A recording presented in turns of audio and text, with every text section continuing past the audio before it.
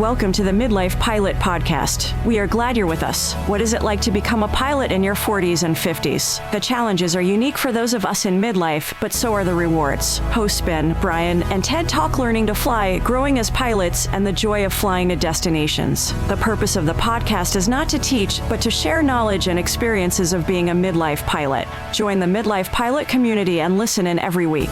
We are not CFIs or particularly intelligent, so if you want to learn how to fly, talk to anyone else other than the hosts of a podcast. Even this intro was too challenging for us, and we used a robot to do it. Okay, checklists are complete. Let's get the show started. Hello and welcome to the Midlife Pilot Podcast, where we share the experiences and challenges of flying in midlife. Whether you're a seasoned pilot, you're training for a rating, or just thinking about getting started in aviation, we like to think of the podcast as your aviation companion and your weekly dose of aviation inspiration. My name is Ben, and I am a commercially rated or certificated IFR rated pilot based currently on Hell's Front Porch in the Metro Atlanta area. I fly a Cessna 182 I like to call the Beast. Joining me tonight are my friends, my pals, my compatriots, a private pilot in Nashville, home of the Bachelorette Super Charlie. He flies a Cherokee 180 named Lucy. He lives right in the heart of Music Row. It's our friend Brian. Good evening, sir. Hello, everyone. And by the way, I am not flying a Cherokee named Lucy at all right now. It is 173 degrees. And it's strange to be in a spot where you just go, man, I can think of other places I'd rather be than in the cockpit of an airplane. Unfortunately, that's where we are right now. It is absolutely horrific here. So if you're on the front porch of hell, I'm maybe on the in the Florida room or the I don't know. But anyway, glad you guys are here. Glad everybody else is here in the chat, and I am really excited about tonight's episode because Ted, you are going to be leading us through something that I don't understand. I get to be a listener and a person essentially in the chat tonight. So I'm stoked. No responsibility, all the responsibility. Oh boy. Yeah. Well, speaking of that, our friend Tedder, sport pilot extraordinaire, as you've heard me say many, many times, he's based in Portlandia, but right now he is in an undisclosed location in the canned pumpkin capital. He flies a flight design CTLS. We like to call it the Ed. It's everybody's friend. It's our Ted. Hello, sir. Hey, so glad to be here. Yeah. It's been a couple of weeks of recording on the road, which is always a little entertaining. So, yeah, glad to be here. Yeah, I mean, the lengths that you have flown the egg is pretty astounding. It's quite envious to be perfectly frank with you. But want to do a quick flying recap. I did a little flight on Sunday. Took some friends back up to Blue Ridge, kind of one of my favorite go-to to take people that aren't that familiar with flying in small planes. Beautiful scenery, great restaurant, good coffee house. But along the way, since the last time recorded, I found, not only did I find a flight school with the twin, but I found it is the quintessential midlife pilot flight school. You walk into their offices and you are and I say this not, I love it. So I want you to know where I'm coming from here. You're walking in 1982. The phone systems are from 1982. It's just old school. I did a ground lesson, 2-hour ground lesson last week. And when we were done, he literally had a little invoice that he wrote out, 2 hours ground. I mean, he had the calculator, the adding machine. I was in heaven, was in absolute heaven. So yeah, tomorrow at 7 a.m. we'll be starting our venture into multi-engine training. Amazing. Oh, man, tomorrow. Wow. 7 a.m. We'll be flying a Beechcraft Duchess BE-76. Oh, we're counting. So cool. I'm glad you decided to not leak this to any of us until we're on the air. Thank you for that. Yes. I'm super excited for you. And by the way, did you pay with a credit card and did you have a swiper? Actually, I did pay with a credit card, and I was waiting for him to pull the swiper out. However, no, he just entered my numbers into his 2001 Windows 3.1 computer. He's a great instructor. He's actually the DPE. There's another flight instructor who I'll go out with probably tomorrow. Just old school, good old fashioned. It's 6-pack round gauge dials on every. I think he does have a 650 in there, and an old Century autopilot. But I mean, it is just is. It's just I felt at home the moment I walked into there. So the plane, are you excited? You're excited about the plane in terms of just plane as a Duchess. One of the nice things about this one that makes life a little bit easier is that it has counter rotating props. Yeah. So as the instructor put it, you have no critical engines, or they're all critical engines. Yeah. So okay, and to the uninitiated or those that don't understand what that means, what does that mean? So, as we all know, if you've had one instruction from a CFI on a takeoff, you hear him say more right rudder, because the plane has a left turning tendency with the 3 different factors, P, torque, and all of that. Well, in a twin, if you lose the critical engine, which is typically when the props rotate at the same direction, the left engine, you create a significant amount of yawing moment.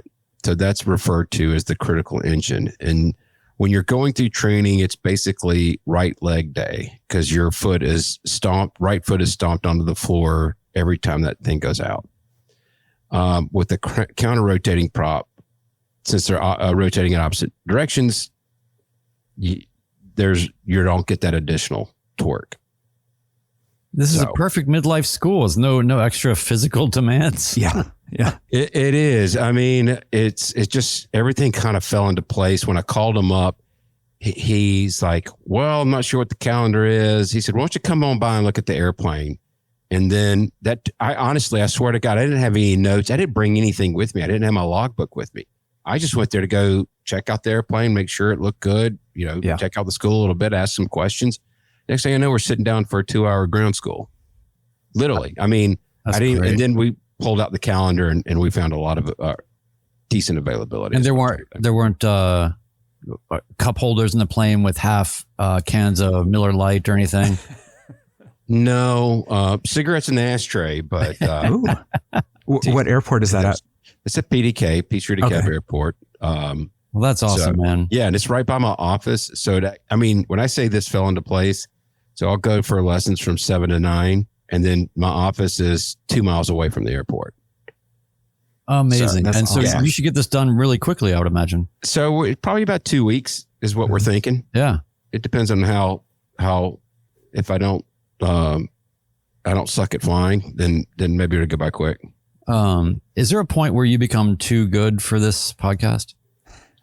No, listen, you know me, I'm on the bottom rung. I'm 3 levels below you guys. Just because I've started ahead of you guys doesn't make me, you know how I feel about that. But, all right. Well, Ted, you want to give us a quick recap? Because we got a lot of stuff to cover tonight. Yeah. Yeah. I basically sat around all of last week, until Saturday. And, then I timed my exit, from Oshkosh. I, bounced out. I was trying to get to Badger Pilots Airport, 02 Charlie.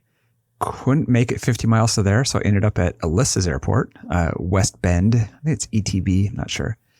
Sat there for a minute, and weather got better. Got some spotted cow to put in the plane. Went down to 02 Charlie, got fuel, then went down to St. Louis, spent a night in St. Louis, and then I went back to undisclosed location. So eventually I'll head back toward home. But the next podcast, hopefully I'm home. But I'm already over near Wisconsin, so there's no rush to get home. Yeah. But yeah, it's nice to be here. So nice to be on the pod. If the weather is, tricky or all that, and you keep delaying, Oshkosh is just a year away. Oh man. I could get to Nashville easier than I could get home. So I might be sleeping at your house. Is that a threat or a promise? Your choice. Yeah. You know what? I realized why everybody uses beer koozies around here in the Midwest. It's because the cans sweat so much. So on the West Coast, we don't use koozies, but everyone here uses them. So, yeah. Well, speaking of,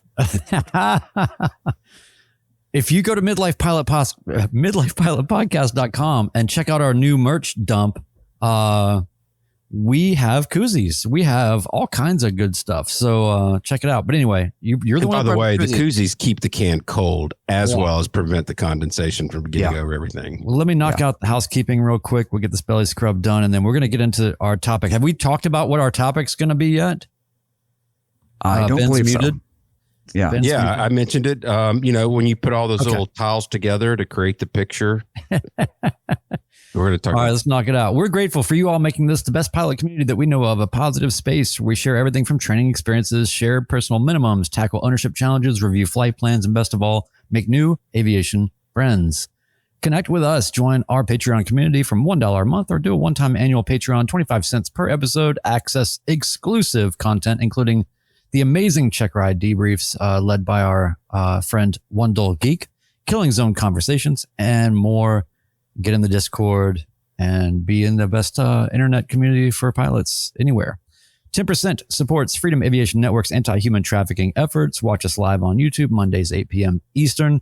Share your stories, feedback, anything you like. midlifepilotpodcast@gmail.com. We read all the messages, and you might even hear yours on the show. Probably will. For everything Midlife Pilot Podcast, community feedback, merch, and more, visit midlifepilotpodcast.com. And I'm telling you, there is some really cool new stuff in the shop. And we just did a quick drop into the Discord and gave everybody sort of access there. But now this is full on. So I think you're going to be pleased. There's a lot of fun things in there. So anyway, Ted, you want to hit our Patreon real quick? Yeah. First, I'm going to back up a hair. Shout out to Lord Alpha Juliet for volunteering at the Freedom Aviation Network booth. Oh, yeah. I spent a couple of times that I met Howard, who's on the committee fan. He's one of the big head honchos there. So I went and sat in the booth one morning with AJ at Women Venture, one of those two. It was a nice booth they had, and he volunteered at least several sessions. So that's so cool. And Howard's a great guy. Yeah, Howard's a great guy. Yeah, Howard was great. It was great to meet him and spend some time. So cool. Yeah. So Patreon supporters at the Landomatic level, I want to welcome Mike B and Richard M for joining us. Thank you. So yeah, it's always nice to see new people rolling into the Patreon and see if we can scare them off or not. I don't have any updates to the community because I have not been in the community for the last week. So hopefully if I miss any accomplishments, please do. There were 1,000 messages. Our community is unbelievable. There was a lot of discussion on the Osh channel because there was a lot of people trying to meet up, and I know that happened. I know you met a lot of our listeners, which I think is really cool. That probably to me made me fear of missing out more than anything else, is that opportunity. But there was just so many different discussions. It's for everybody that hasn't joined our Patreon. I mean, the podcast is okay, but that Discord server is the way to go. One more thread. Of course, I hung out at Comanche Town most of the week with Virgil and Juliet Victor. Juliet Victor's dad was a safety pilot when our friend Paul Craig was getting his instrument rating. Wow. The two of them worked together at McDonald's. Wow. They would go in at midnight, or I think 1 a.m., he said, going at 1 a.m. into Nashville and do instrument approaches. So wow, that was awesome. I connected the two via email, and that, it's just like, this is a small world, right? Oh, so, I love it. That's so great. Yeah. Josh V, Juliet Victor and his dad are great people. That was kind of my home for a lot of the week. So, yep. I'm lucky enough to have ridden in his Comanche once. Oh yeah. That's beautiful. I mean, it's fair to say Comanche is the best airplane. It's possible. It is a nice plane. Here's what I want to say. If I ever owned a low wing, it would be a Comanche. And next year, I think is the big 75th anniversary of it. So it'll be the featured plane at Oshkosh. That's amazing. Yeah. Well, I'm gonna hit this feedback real quick, and then we're gonna get into our topic because this is gonna be rich. Feedback from Steve S. He says, glad to find this channel and all you guys share and do. I'm a newly minted sport pilot, ready to take on that next adventure. However, that is met with some challenges. I have watched Ted's videos. That's not the challenge part, Ted. Or is it? I have watched Ted's videos and I'm facing the same things. Keep posting, Ted. Thank you for taking the time to post, edit, and share. Do you guys have a video of all in the same plane together? No, we don't. That would be awesome. Take away from one of your episodes, be where you need to be before noon. That is definitely true. Thanks, Steve S., for that. And we're sorry about Ted's videos, but there is hope. Will our legal department allow us to get in all three get in the same plane? I think that it's encouraged that there's no redundancy for this. Oh, please, all three of you get the same plane. This is a clean. Here's one with an engine with 4,000 hours on it. Yeah, I'm just like going through all the dark comments, just leaving them alone. So we will move on. Yeah. Yeah. So tonight, of course, we're going to be talking about the new MOSAIC ruling that was announced last week at Oshkosh.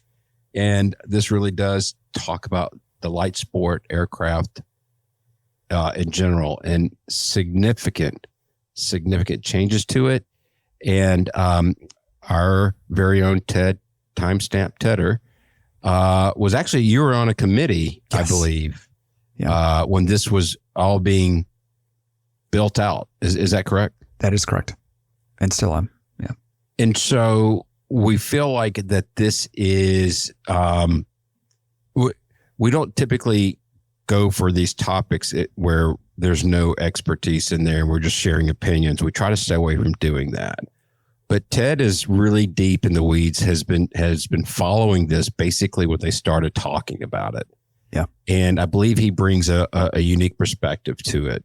And it's why we really wanted to tackle this tonight. So, and the other aspect of it is, as let's face it, as midlifers, this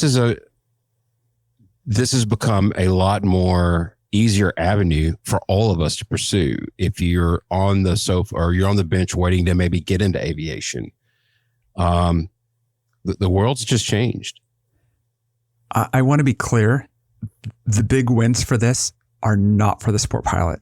It's for all the pilots. So if you hear this and you're listening, you're like, okay, this is going to be all sport pilot nerdery.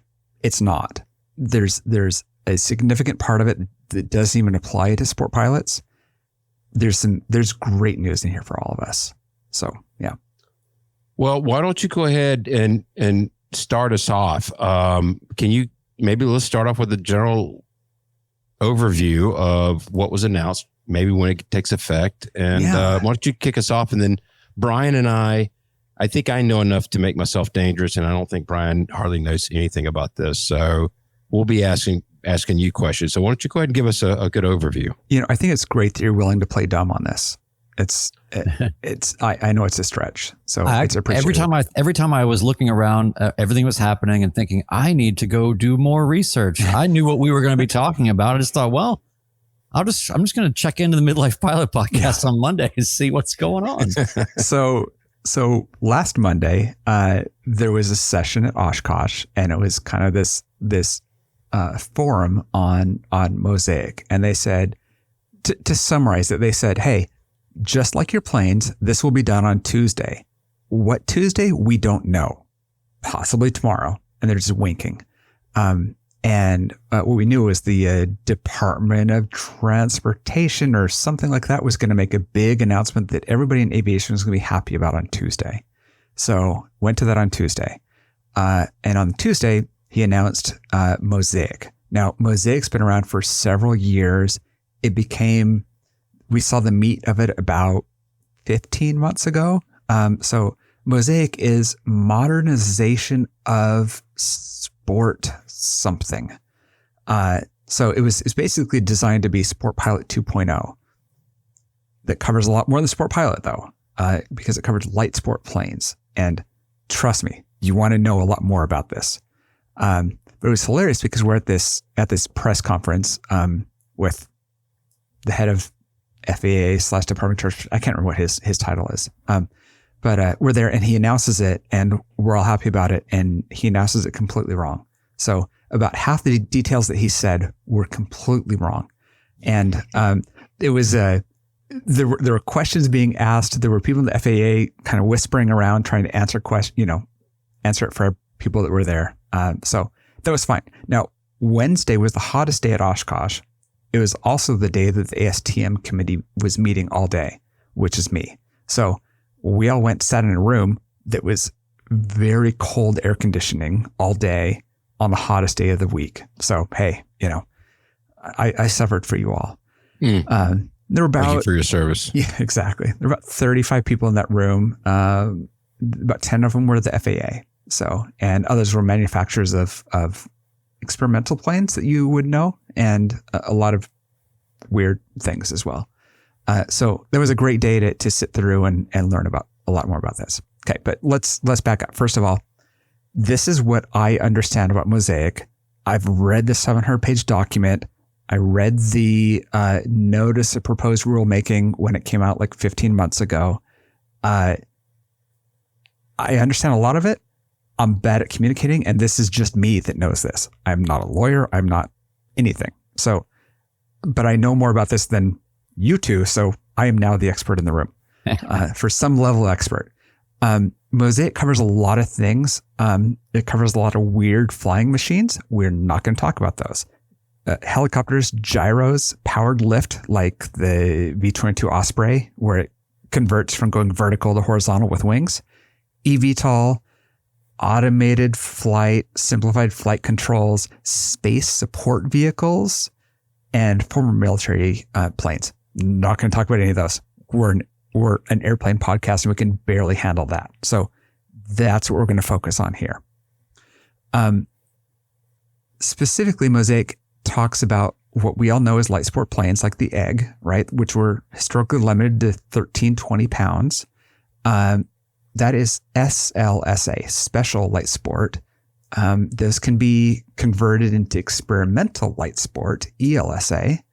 The step below that is EAB, which is experimental, as we all know, experimental planes like vans. Those are the ones that have to be 51% built by the builder.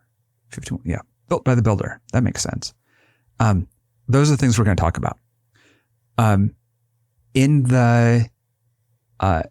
In the notice of proposed rulemaking, FAA can only make changes from that until the final version based on comments. So they can, if we didn't ask for it, they couldn't make any changes on it.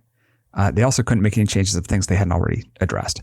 There were like 1,300 comments on there. There were a lot of orgs like AOPA and EAA and a bunch of others like even did like these combined comments, and they talked about all that. Out of those 1,300 comments, there were 11 that were against the rule change. There were 22 that said, I support it as is, make no changes. The rest of the 1,300 comments said, we agree, make a change, but you need to make changes to this before it goes final. So everybody's in support of it. They just got some things wrong. If you go and read this, it'll be in the doobly-doo. The link to this, you can find it in some places. ALPA, the Airline Pilots Association, every comment they make is like, we don't want any expansion because this takes away from what professional pilots do. It was kind of hilarious. It's rent seeking is the term for it, where they just want to protect themselves. So they were the only ones that were like consistently like trying to quash everything. So my opinion on that. Now, when this rule came out, they said, hey, sport pilots and light sports are now, instead of being a 45 knot VS1 or clean stall speed, we're going to go to 54 knots. And everybody's like, and everything was based on that. Out of the 1,300 comments, almost 500 of them came back and said that stall speed is wrong because 54 knots basically means you can fly a Cessna, but you can't fly a Piper. Everything about this is based on safety. And so it's like, what's the argument for this 54? Why could a sport pilot go out and train in a 172, but couldn't train in a Piper 140, right? And really pushed them to justify that. Now, when it came out final, these are the two numbers to keep in mind. Sport pilots are limited to 59 knots VS1 clean stall speed. The category of light sport of airplanes is limited to 61 knots VS0. So flaps out. That's a lot faster than 59 VS1, right? So you got to separate those two things between what a sport pilot can do and what the airplanes can do. We're going to keep talking about that. Just remember the difference in those two. All right, can we pause there for a second just to make sure. So I fly a Cherokee 180. Yep. I can now fly your Cherokee 180. You can now fly my Cherokee 180. And and we'll get into more of these things, but you could take a passenger in a Cherokee 180. Yeah. As a sport pilot, I can fly a plane with 4 seats. I can fly 1 passenger. 1. That didn't change. We all hoped it would change to be more, but as a sport pilot, I'm still limited to 1 passenger, but I can fly a plane with 4 seats. That's a big deal. And that was not immediately clear to me when the first ruling aspect of it came out. I think a lot of people were not clear on that. So I'm just assuming that what you're saying is true. Yeah. Well, let's just say when Road Rules Real World Champion Sean Duffy got up there and explained it from the podium, he got it wrong. So it was entirely confusing. Light sport planes, which is again 61 knots, can have 4 seats, and you as a private pilot could fly a light sport plane with all 4 seats occupied. Me, I could fly the same plane if it was a little slower than that 61. I can fly that with only 1 seat. So that's why, keep in mind, there's a big difference between the plane and the pilot in this. And this is why it's huge for you as a private pilot.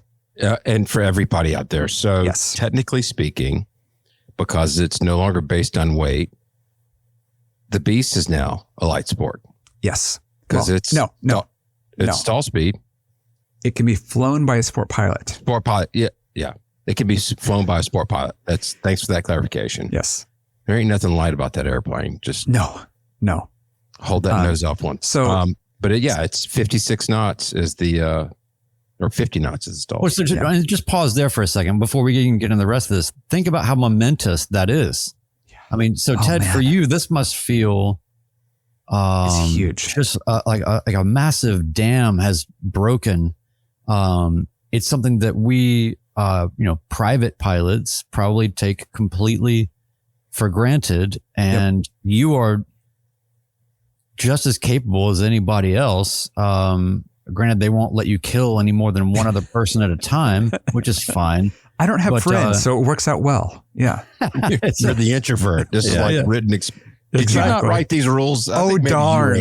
Yeah. But I feel like it must just be, I don't know. There's something, tell me if this is right or not. As a sport pilot and as a light sport plane person, is there a feeling of being less than that is pervasive in some way, even if it's subtle? There always is, especially at the 1320 limit, right? Like when you can't even fly a Cessna 140, right? Let alone a Cessna 150, which would be huge, right? Like, and too much plane. I could walk in any school and rent whatever plane they have. So this would be like correct me if this is a bad analogy, but I'm 16 years old and I've got $3,000 in my pocket and I want to go buy a car. Well, I have very limited options. Yeah. Now I'm 57 years old and I have, not me, but I have $7 million in the bank. Yes. What am I going to go buy? It's whatever I want to go buy. Yep. It's a little bit extreme, but your avenue of airplanes is just completely exploded. It is. Yeah. So I have one more slight derailment, but I want you to get back on course with this. And thank you, Ted. So my curiosity now is you're talking about, hey, you just said I can go to any flight school pretty much, right? And check out any plane that I want. Is there Is there going to be a hesitation from a policy business to business level where they just say, we don't want to do that, or they're not in sync with insurance requirements and all of that? My experience has been they don't understand what their insurance allows them to do more than the insurance doesn't allow it. For instance, the school I trained at and some of the others that I visited, because I visited quite a few, they said, well, you have to have a medical for our insurance. I said, great, pull up the insurance. The insurance says if your license category requires a medical, you must have a medical. Right. So it already is set up for that. And that's been my experience getting insurance for my own plane as well. So it's mostly been confusion on the thing. And this is the joy of a sport pilot, is you spend half your time explaining this even to your DPE. Yeah. So I want to explain the whole philosophy that the FAA uses for this is what they call the safety continuum. And the whole point is the fewer people you can hurt, the more flexibility you can have, and the more they'll allow you to do, the less regulation there is. By the time you get up to a 757, there's a lot of regulation. In between, depends on how important it is. So your planes are both at one level. Experimental is way below that, and light sport is somewhere in between. The data shows that the crash and fatality rates of light sport and standard category are pretty similar. The light sport data is kind of noisy, but they're pretty similar. Experimentals have a crash rate that's about twice as high as standard category, and a fatality rate that's closer to 3 times. Huh. Part of FA's motivation here, again, this is not sport pilot. Their motivation is to get people out of experimentals and into light sport, because they want to get people out of experimental again. Experimental has been the place where there's been a lot of market movement. You can do a lot of things. There are not a lot of new planes that are not experimental. This is their attempt to relax some rules to move people up into a, let's say, slightly certified plane rather than experimental, because it's a category that's safer. They have no control over experimental in any way. So that's their goal here. And their justification for all this is based on safety.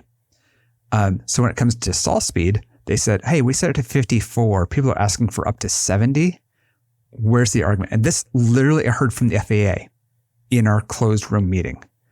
They said, we took all the data, we blanked out manufacturer names, we looked at stall speeds, we looked at fatality rates. There was no argument for us to be at 54. That's why we moved it to 59 and 61, because there was nothing that said a 54 knot stall speed was any safer than a 59. So again, every argument is based on that. How can they give more flexibility to us as pilots, not just sport pilots, all pilots, get us out of experimentals if possible, and maintain a level of safety that they were comfortable with. So fascinating. Yeah. Okay. So that safety continuum, experimental, why they wanted to get things out of that. There's a lot of detail about that. Before we move to airplane, this is the one section of the rule that I wrote down because it's so important, which is 22.105. A light sport category airplane must be consistently and predictably controllable and maneuverable at all loading conditions through all phases of flight, and not have a tendency to inadvertently depart controlled flight or require exceptional piloting skill, alertness, or strength. This is, Brian, what you've always said, which is let go and the plane will fly itself. The best thing you can do is get out of the way if you're stalling or anything else, right? If you have an engine failure, if you're stalling, whatever, this shouldn't take a superhero to control this plane. Mm-hmm. That's kind of their guiding principle on this category of aircraft. They don't want to get involved as long as it's safe and stable to fly. Okay, so airplanes. There are two dates associated with these rules. The one is in 90 days, October 22nd, we'll get to that, is when the sport pilot stuff changes. The airplane stuff doesn't change for a year. Well, why is it a year? That's a long time from now. Again, straight from the FAA. We are thankful to the one person who submitted a comment out of 1,350 comments that said, delay this for a year, because the date this goes into effect, which is a year from now, the current standards can no longer be used. Also, the new standards have not been written. So there's a mad dash in the next year for the ASTM F-37 committee to finish the rules so that we can have new light sport planes. Otherwise, we have no planes that come out that meet these standards. There is no such thing. ASTM is the standards organization that did these last time. Anybody can technically do it. We could, as a podcast, come out and come up with standards and ask for the FAA to accept them. The reality is probably just going to be the STM that does it. Everybody knows we have no standards. Yeah, exactly. Yeah. You guys, you're safe. Okay. So airplanes that are in the new light sport category. Again, not talking sport pilots, talking light sport planes. 61 knots VS0. Flaps out, stall speed at CAS, calibrated airspeed. It's not true airspeed. It's more like corrected indicated airspeed. People wanted it to be changed to indicated, but the thing is, like, there's variation on that depending on where you place your pitot tube. And, we can make it fit because we put our pitot tube in the wrong location. Not a good thing. Roughly speaking, it's somewhere between IAS and TAS. Yeah. Putting a pitot tube just facing the wrong direction. Yeah, exactly. Hey, we met it. We put chewing gum over our static ports. Introducing the new 45-degree angle pitot tube. Yeah, exactly. The Concorde is now appropriate. It's got like a little electric motor, and it's like you put it in a sport or light sport compliance mode, and it just goes. Yeah, exactly. Yeah. Okay, so 61 knots stall speed. It used to be the limitation was one piston engine. There are no engine or power limitations now. So you can have a light sport that's a twin. You can have a light sport that's a turbine, that's a over 200 horsepower piston, or if you think about these other categories, a half dozen or a dozen electric motors, right? Which is kind of considered to be safer because one of a dozen fails, who cares, right?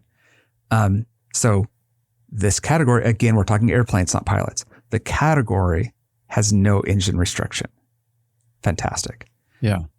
So as long as you can meet the 61 knot stall speed, which is pretty easy to meet, you can put in this new category, which is so much easier to meet than a standard category plane.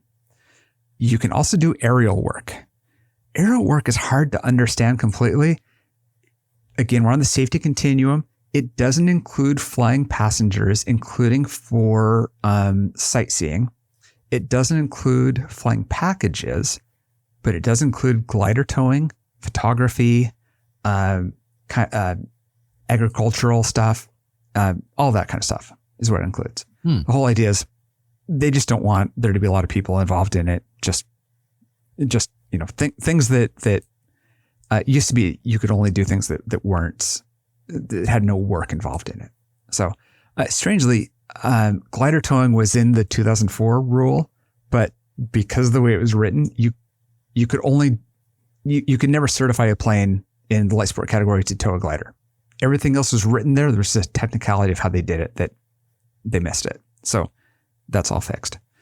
Aerial work, they go on and talk about that. There's a couple other things that were in there that I thought were interesting. The one is, if you have a bubble canopy, think about every RV plane or anything else that just has that, simple bubble canopy. You've got to have rollover or egress ability in it. And they're like, well, we probably meet that with an egress tool or with a roll bar. So I thought that was good. There were also changes for our experimental friends. A lot of people have read the rules for experimentals, and it says, hey, no flight over congested areas. That's always misunderstood. It really means in your initial testing period, you can't fly over congested areas. So they changed that. They relaxed that quite a bit. And there's a lot more experimentals. So this really helps those people out. Let's see. Term what my last one was here. Zach asked the question, and I want to know it for myself as well. Does Yeah. the over 200 horsepower still require high performance endorsement? For pilots. We're talking airplanes, though. We're talking airplanes. We're talking airplanes. We'll get to that. Yeah. Okay. So their whole thing was, we believe that this will help us with safety because these planes will be heavier. They won't blow around as turbulence as much. And it'll be more attractive to private pilots because it's more useful. And that will increase the safety of the overall thing, of the overall category. So they're very explicit about that. As a reminder, this is all based on stall speed. It is not based on the weight of the plane. So light sports were limited to 1320 before. There's no limitation as long as you meet the stall speed and you have 4 seats or less. How many seats does a C-130 have? Oh, I've thought about that too. Yeah. How big of a plane you could only put 4 seats in and do. I mean, you could put 6 seats in there and What is the stall speed of a C-130? It's got to be super low. I mean, seriously, it's. I know. Yeah. So, and I think I know the answer to this, but our friend Barry asked, my airplane, I don't know without the stall kit, I don't know what the stall speed is, but if it has an STC with a stall kit, is it based on the factory or on the STC? Yeah, STC doesn't help. There were lots of comments about that. They justified themselves to not include that. Whatever. Stall speed of a C-130 is 89 knots. Ooh. Sorry. Oh, you just missed it. So we just need your the Beast kit on it, and we'll get it below that. So then the next question is, can you make your plane LSA? Could you just turn the Beast into an LSA? No. Once it's had a certificate, you can't downgrade it. Now, that doesn't mean that Cirrus won't come out with the SR20 LSA for new models, but an existing one can't change categories. And they go on. Quick thought experiment. What would happen if that were not the case?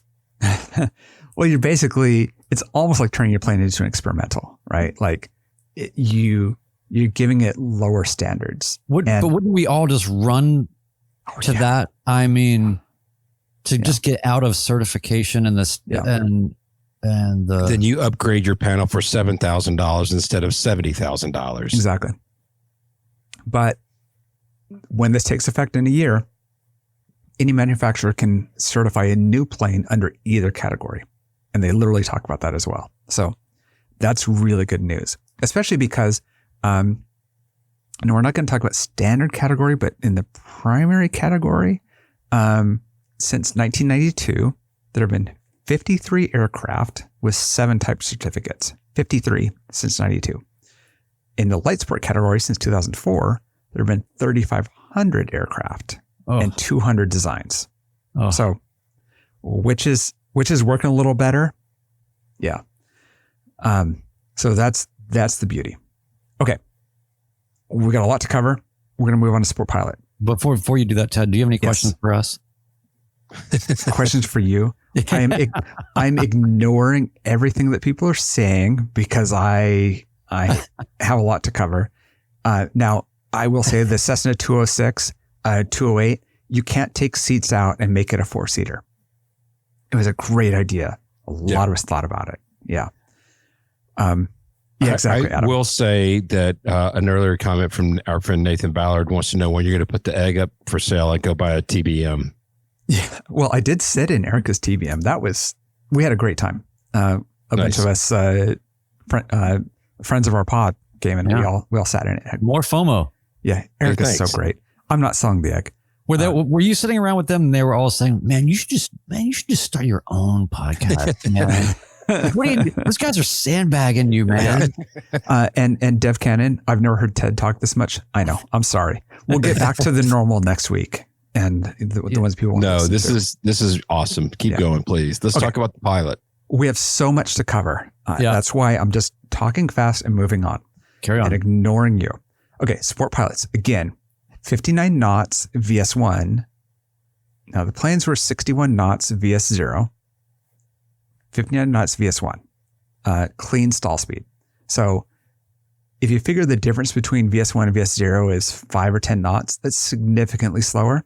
But 59 knots VS1 is crazy high as well. Probably covers a 5,000 pound plane.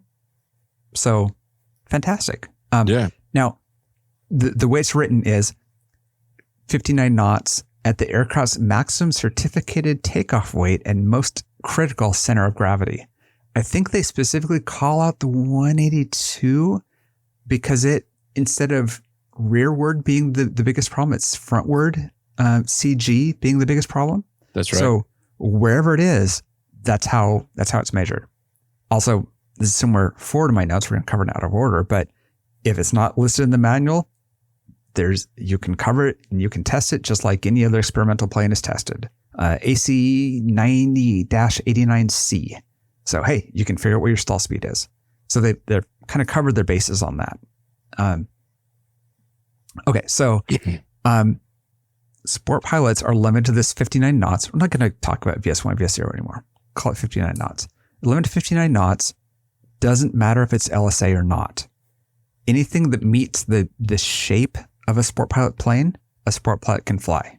So design and performance limitations is what they call it. 59 knots, controllable pitch propellers. In the NPRM, it was only automatic controllable pitch. So any controllable pitch, whether it came from the factory with it or not. Again, that was a big change. So apparently there were Piper Cubs that came with a CS prop. Then they got removed. So that would have been a problem for sport pilots. So CS props, retractable landing gear. That's huge. That's really huge. Massive. Yeah. The disappointments, altitude limitation wasn't changed. There were a bunch of people including me, that wanted it to be changed from 10,000 plus 2,000. They're like, nope, we're not going to give it to you. IFR and IMC, they justified not changing that on two things. One is the amount of training, and the second is the scope of the rulemaking. They hadn't suggested it, so they couldn't change it after the proposed. This is the one that surprised me the most. On the night expansion, which was sport pilots can fly at night, we're all surprised in the proposed rule that it said, hey, you have to have a basic med or third class. They said, most comments oppose the medical qualification requirement, but we're going to do it anyway. So the final rule said, you have to have a third class or a basic med. I happened to sit on the tram next to a woman from FAA Medical, and I said, hey, that was a disappointment. She's like, well, you can just get a basic med if you can't get third class. I'm like, no, you can't. You cannot. You have to get third class first. So she was also on the wrong tram, going the wrong direction. So so they just didn't understand that is a, and we could talk for days about how FAA medical problems exist in many ways. Mm-hmm. But this is one of the other psychological sort of gauntlets that sport pilots go through, because if you opt for, and this is important, I think, to help people remember or understand, is that you have the ability to take that gamble. Mm-hmm. You're not flying sport because you're barely capable of doing anything, right? Well, also that, but not exclusively. Yeah. But the whole point is just to say that if you went for if your goal was to get basic med, mm-hmm. and you had to go get a third class first so that you could then go get a basic med, if you go, it's so important that people remember this and know that this is to be true. Mm-hmm. You go and apply for that third class medical, and any weird number of random surprise things could come. You're not trying to pull one over on your medical, but something comes up in that process that is perhaps largely inconsequential, if not completely inconsequential, but you're just being susceptible to this new matrix of consideration. You apply for that, you go for that, you get denied that. Then not only do you not get the opportunity to then go and get your basic med and kind of sit back on that for a while, you cannot go back to sport. You're done. Correct. Yep. The minute you're deferred, let alone denied, you cannot fly in a sport pilot license. Zyla Foxland's in that position. Exactly. Yeah. That's right. They said FAA does not regulate based on concerns that a person would be deferred or be deterred from obtaining night privilege because of concerns of being denied a medical certificate that could later affect basic med or other certification considerations. Oh. So they're basically like, hey, look, we know that you're concerned about, and I have lots of quotes in here about that. They're like, look, yeah, we get it. We understand that, but sorry. That was the thing they're most stubborn on in this, because the whole thing about this 700-page NPRM is they kind of answer all the comments and justify themselves. This is the one that were like, well, this is how it is. We're not making any changes. I was very surprised by that. So I was disappointed about night. Now, it's fine for people that are stepping down, which is a lot of people, right? You can step down from a private and exercise sport you have your private pilot ticket. You used to have a third class. You might still have basic med. Just operate as a sport pilot. You can only have one passenger. That's fine. You can now fly at night because you've got basic med. So it's great for that situation. Okay, so the next question I had was, hey, Ben, what do I need to do to fly your plane? That's a lot bigger than what I've flown, right? What endorsement is required? What can I do to go out and fly your 182 with a constant speed prop and 200 horsepower? Yeah. Or Marks with a fixed prop, which is still a lot more plane than I'm used to. So Marks 235, I could go out and fly tomorrow. No, there's no endorsements required unless it's over 200 horsepower or constant speed or retract. There's obviously going to be transition training. They're just not requiring it. For a retract or constant speed prop, there isn't, and I believe for a high performance, there is an endorsement required. Which is the same for a private pilot. Yeah, exactly. That's not a surprise, but it's interesting that they went from 1320 to anything else with no tie. So yeah, I was just thinking, well, of course they need if those have to be at parity between private and sport. If you could be sport pilot, that spares me all that pesky transition training. Yes. Yeah. Now, Ben's over here saying, yeah, over my dead body, can you fly my plane with no training?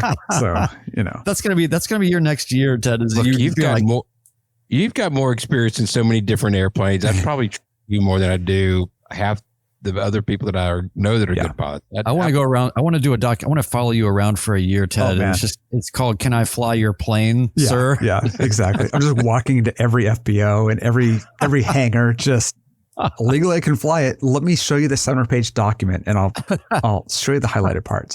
Now, as Barry says, there's a waiting period of 90 days. Yes, that started from last Friday, so it goes to.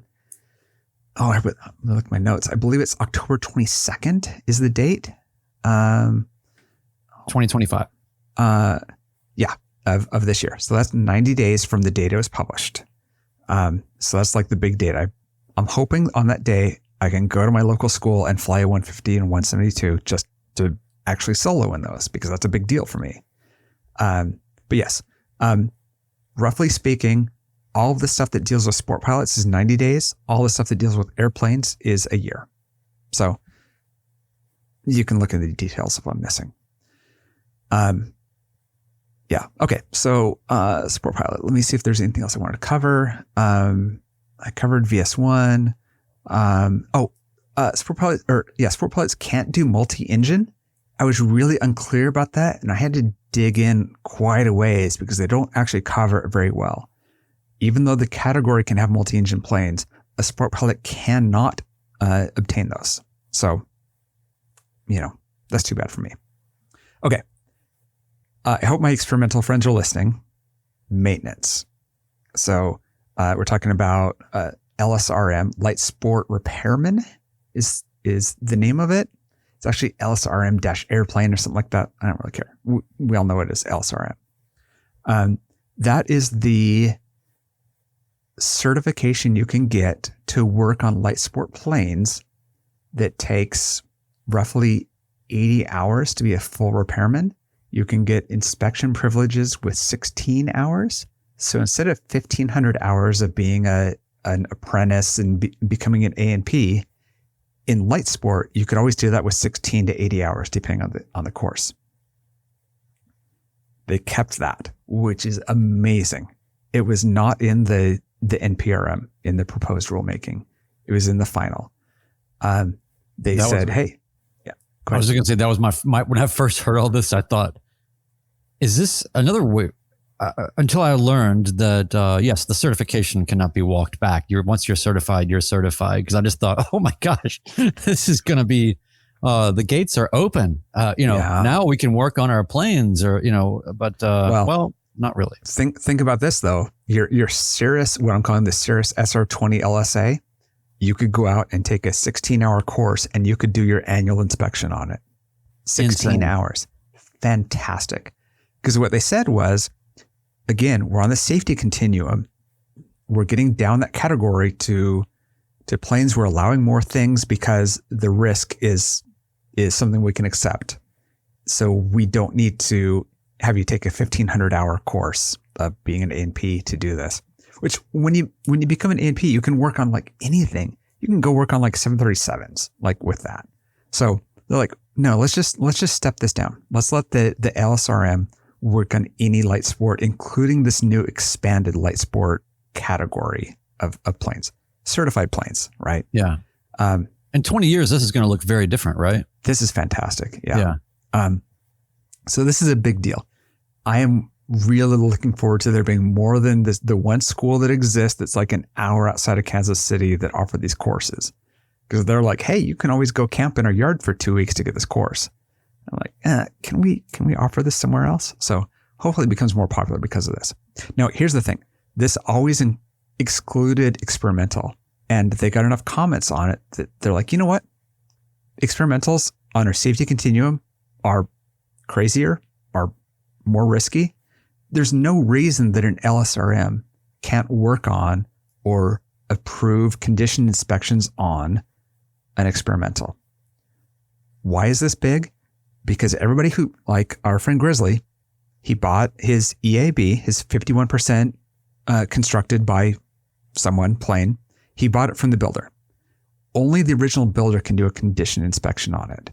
The person who does the annual on it has to be an A&P. That's kind of been a problem because a lot of A&Ps are like, I don't want to touch experimentals. So some people fly their planes to the original builder to get the annual done.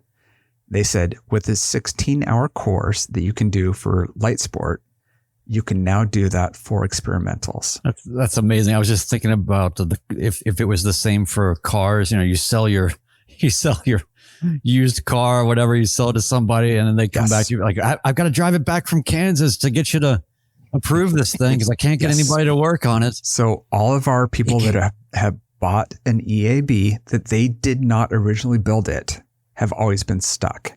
Now, 16-hour course. I can't explain how big this is to that crowd. Imagine. Yeah, that's huge. This is huge because what they said was, again, safety continuum. This is further to the one side. So if we allow you in the middle, why don't we allow you over here? It's amazing.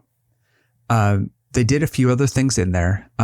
They're working. Okay, now I don't understand this completely, but they're moving away from these hour requirements to performance based, meaning you don't have an hour minimum. You just need to show that you meet the standards.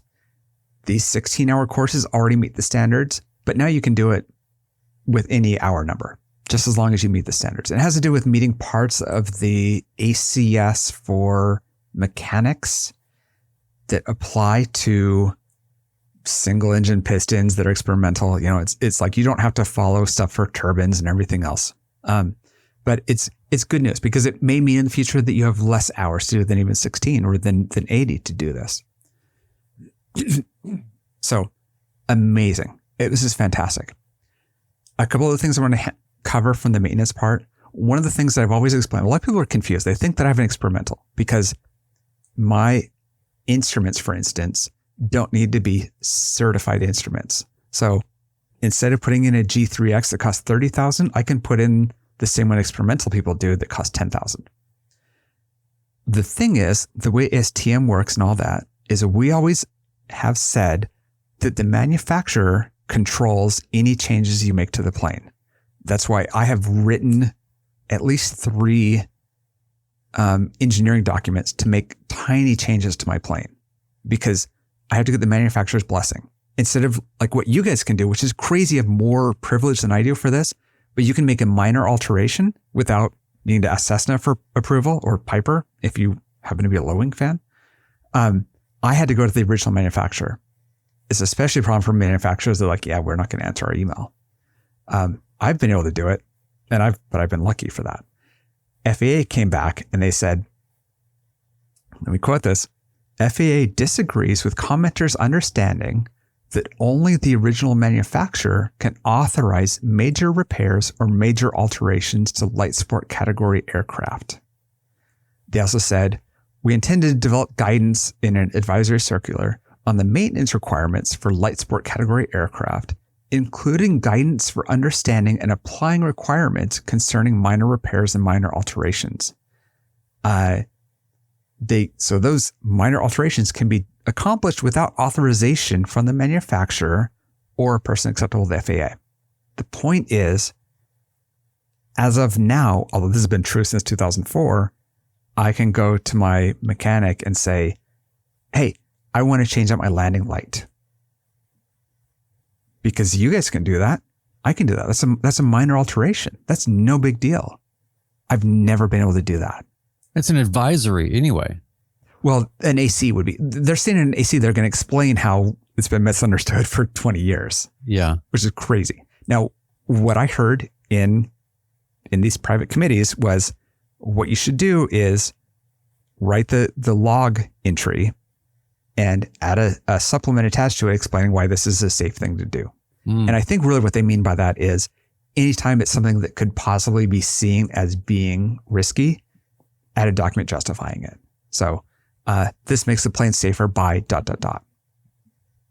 That's fantastic because these stupid documents that I send that have to be approved by the US and by the company in Germany, I don't have to do that for silly little things. I'm amazed by that. So you can strap. I'm sorry, Brian. I was just going to say, I was just going to say it is cool to get mail from Germany, though. Yes. Well, at least I don't have to get it from Ukraine where it was built. So sorry, Ben. No, my bad. I was going to say you can strap 35 millimeter cannons on there so you could shoot birds before they hit your airplane. I mean, it's safety of flight. I like it. Safety of flight. Yeah. So I have one question. I have 37 questions, but here's the thing. I want everybody in the chat now to just start firing away at all the questions. Ted, you go through and pull whatever you want and just start speaking to them. And while that's getting fired up, and I know you've got some back channel or back questions to kind of get to here in the chat, but we've got plenty. But now's the time, folks, to load it all up here. But in the meantime, while people are throwing their questions in the chat, I just have a question, which is more about, it's helpful, obviously, to understand the present and what this really means and who it applies to and the differentiations between sport pilot and light sport airplanes and all the things. Thank you, by the way, for keeping those distinctions clear throughout this amazing breakdown, and especially doing this from an undisclosed location. So, but my question is, and it's speculation, I suppose, but what do you think are the broader market implications over the next, say, 10 years? What are we going to see happen? What opportunities, what areas of opportunity now do manufacturers have? Do pilots have? Do training institutions? I mean, you've brought in so many things. I'm just curious about what you're seeing in your mind's eyes, where the floodgates are going to be open and where the market's going to be changing, and will flying for anybody be any remotely more affordable? Let's look at the experimental manufacturers. Sling vans are the two big ones. Sonex, Zenith maybe, but I know specifically about Sling and vans. They have both implied strongly or said directly, they will be manufacturing planes now. So instead of, hey, you can get a kit from us or we'll build assist with you, you'll be able to go buy a plane from them directly. That is amazing. We've had no new planes in the US. I'm excluding a few, right? But we all know there have been very few planes in the US. The innovation has been in Vans, Sling, Sonex, Zenith, all these new manufacturers. Now they don't have to do this technicality or these loopholes like Cubcrafters does. Cubcrafters is like, oh, the 51%, you don't have to do 51% of the work. You have to do 51% of the processes. So we're going to be put in one rivet, we'll put in the rest of the rivets. We're going to be doing one thing, we'll do the rest. And They technically meet it. Now, that isn't a problem, right? They can just go ahead and build these planes, sell them as SLSA or even ELSA. So if you're Mark, Wendell Geek, and you're like, I still want an experimental, that's fine. ELSA. ELSA is basically an SLSA that you've just flipped the switch on. It's all done. We're going to see fewer of the, obviously the 1320 restriction goes away. We're not going to have to worry about that anymore. We're not going to be worried about 2 or 4 seats. So this is good for all of us. SLSAs can be used for training. ELSAs and EABs cannot, but SLSAs can be used for training.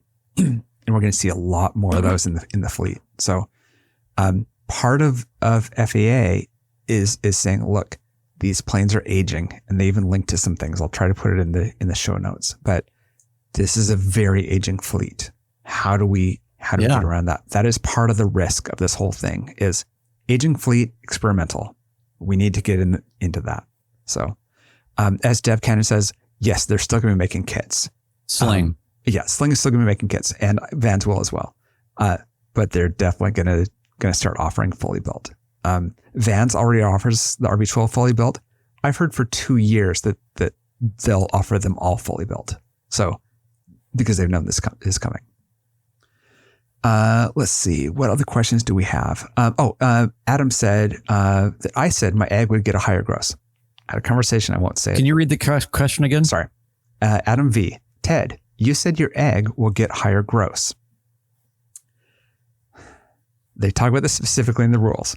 My plane was certified under the existing light sport rules. Just because the new ones go into effect in a year doesn't mean my plane suddenly becomes the upgraded plane, right? Just like Brian, your plane doesn't suddenly become a light sport because it qualifies as that. It is what it is. I'm calling it a light sport. Exactly. I identify as a light sport. But sounds cheaper. They included some wording, some carve outs to say that there will be paths, and there were at least 2 paths given for that. And I've heard a bit about that from my manufacturer already for the upgraded LSA status. Think about it as Adam says. He says, is that something like an STC? If the manufacturer chooses to, and we can make this all work regulation wise, I will help pay my manufacturer to do the testing to upgrade the weight capacity in mine. I've heard some numbers that are amazing.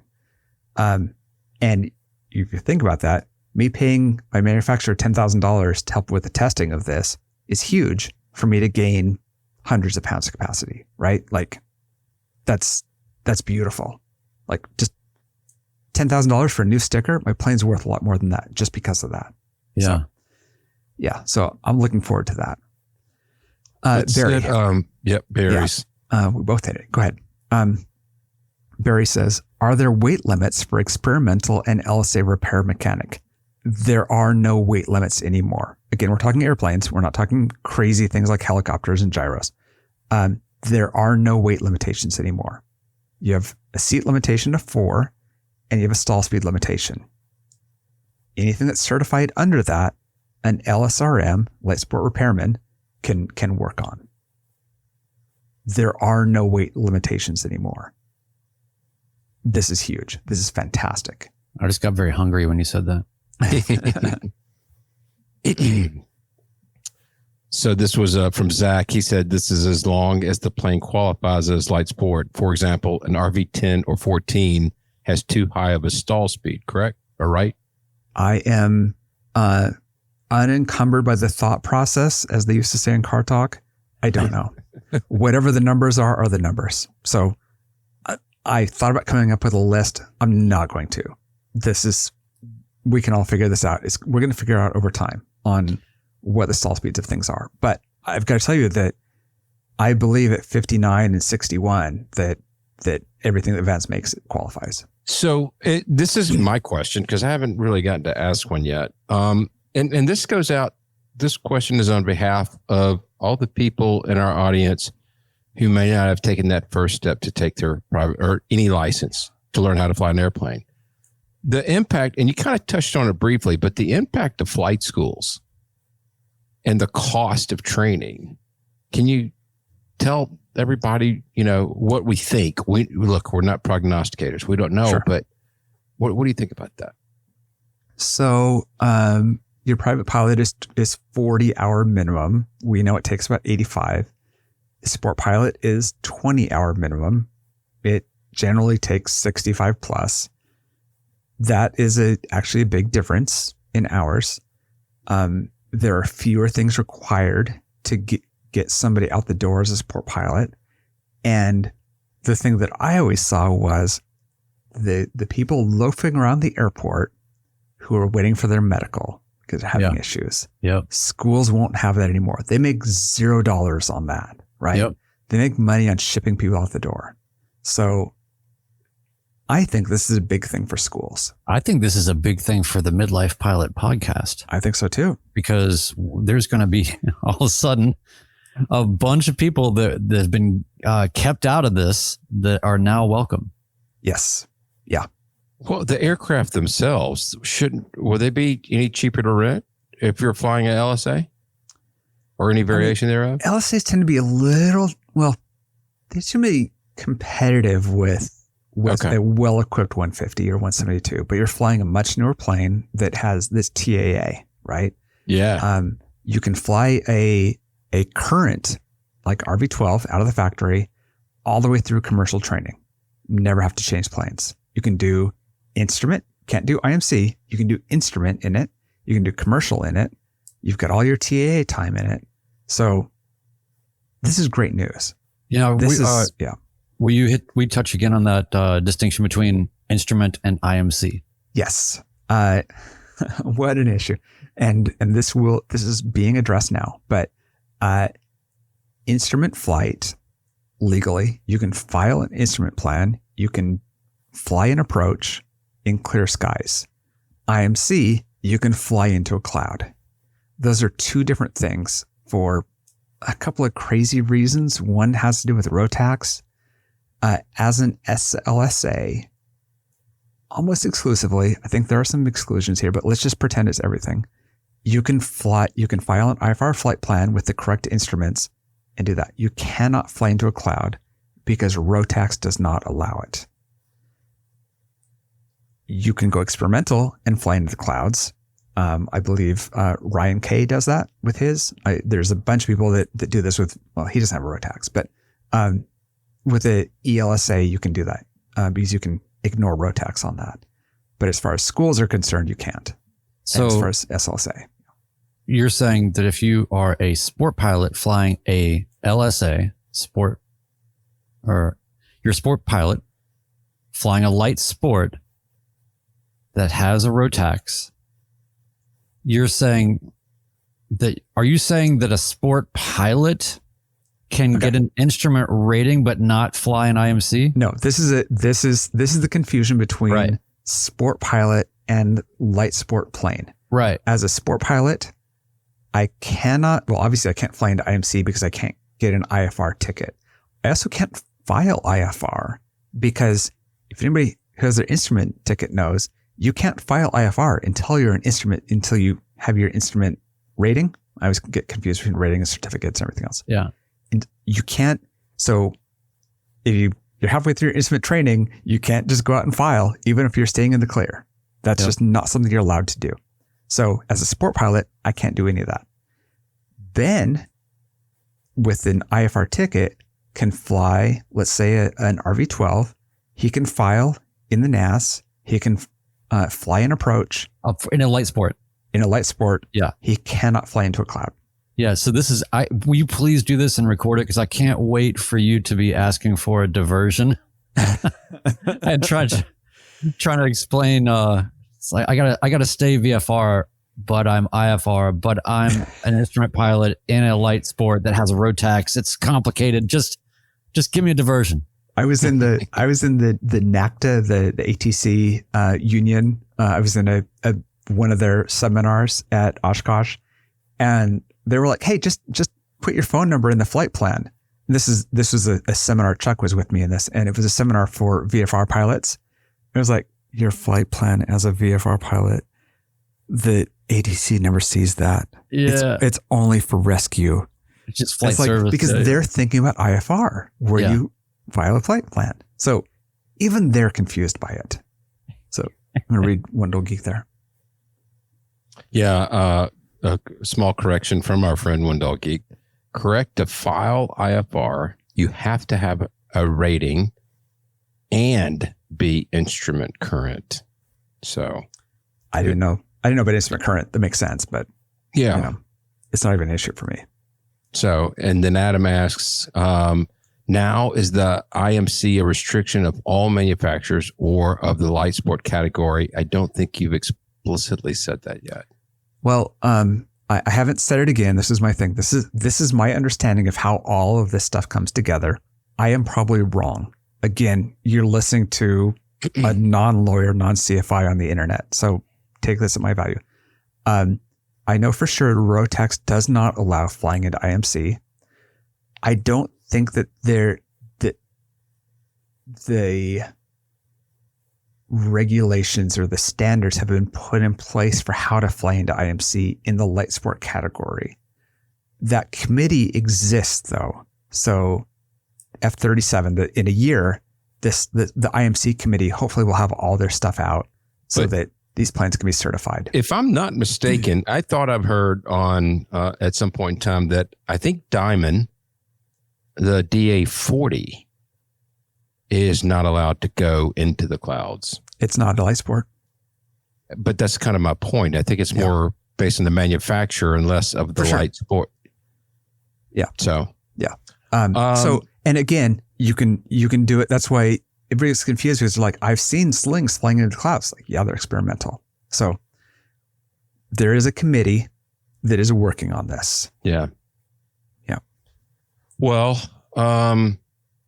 this has been incredibly insightful. And Ted, I know it's been a lot of talking for you, and we appreciate. And I'm sorry. I know you can sleep for a month. Listen, he's got a long flight. He's going to get his air therapy. I don't feel too bad for him. Yeah. Yeah. Oh, by the way, I just want to tell everybody that's listening that this incredibly well thought out, speculative, non-sanctioned interpretation from a person who has been camping for over a week and is in an undisclosed location.